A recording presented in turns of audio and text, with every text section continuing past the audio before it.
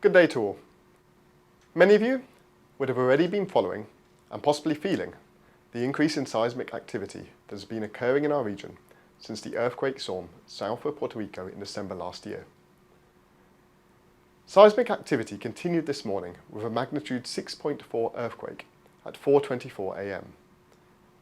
This event was followed by several aftershocks, and taken together, these seismic events have caused damage in southwestern Puerto Rico in areas like Guanica and Ponce.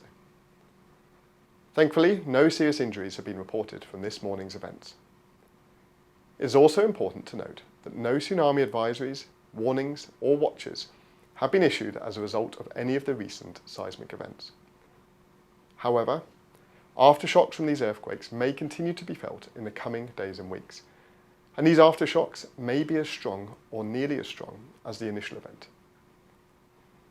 Officials at the Puerto Rico Seismic Network, which monitors all seismic activity for Puerto Rico and the US and British Virgin Islands, report that these seismic events are occurring because of friction between the Punta Mantalva fault on land and the Guainilla Canyon, located about 18 kilometers southeast of Guanica, Puerto Rico, or about 160 miles from the territory. This seismic activity has been closely monitored since it began, and the Puerto Rico Seismic Network has recorded more than 1,300 individual seismic events as of last week associated with this movement. Here, in the British Virgin Islands, our Department of Disaster Management is closely monitoring events and will provide any further updates or advice as required. While there is no need to panic, the event is a timely reminder that we live in a very seismically active area. Puerto Rico and the Virgin Islands sit on the border of two plates that move regularly. This means that persons who live in the British Virgin Islands are vulnerable to earthquakes, and we all need to be vigilant as these seismic events generally come with no advance warning.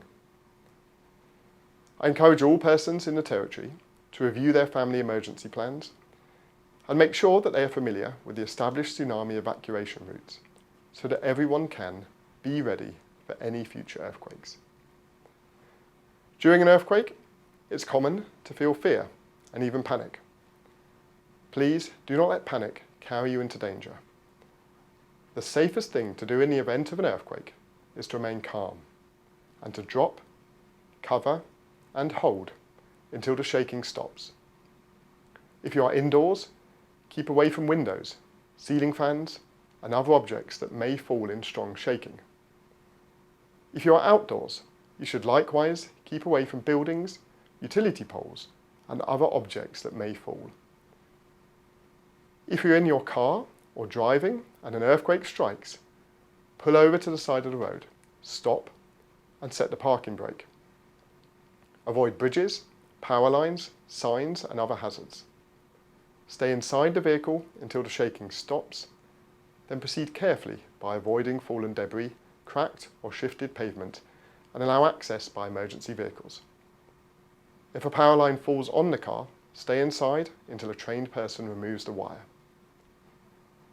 The Government of the Virgin Islands issues notifications of earthquakes via official sources like the Department of Disaster Management's app, website, and social media profiles, and further notifications will be issued as necessary. As many of you are aware, a major earthquake could trigger a tsunami. All residents should know the proper tsunami evacuation route to follow if needed. The procedures for tsunami evacuation is very different from what is recommended during and after an earthquake, and therefore we must be able to respond sequentially, or to listen out for the sirens or other alarms if a distant or near shore tsunami occurs with the potential to affect our coast. Please continue to be ready. Thank you, and I wish everyone in the Virgin Islands a happy and safe New Year.